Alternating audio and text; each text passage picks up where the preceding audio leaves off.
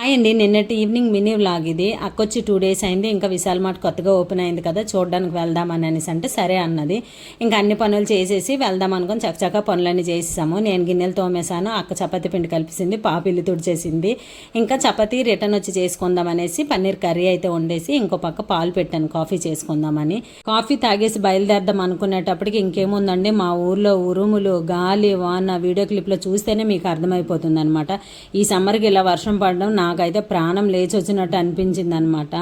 ఇంకా వర్షం తగ్గిన తర్వాత ఇంట్లో దీపం పెట్టేసి విశాల్ మార్ట్కి అయితే వెళ్ళాము. అలా ఒక రౌండ్ వేసేసి ఖాళీ ఏమీ కొనకుండా వచ్చేసాం అనుకుంటున్నారా? షాపింగ్కి వెళ్తే ఏది కొనకుండా రిటర్న్ రావడం మన డిక్షనరీలో లేదండి. ఇంకా ఇంటికి వచ్చాక చపాతీ చేశాను. పిల్లలు నిద్ర వస్తుంది అన్నారని ముందు వాళ్ళకి పెట్టేసి తర్వాత అక్క నేను తినేసామన్నమాట.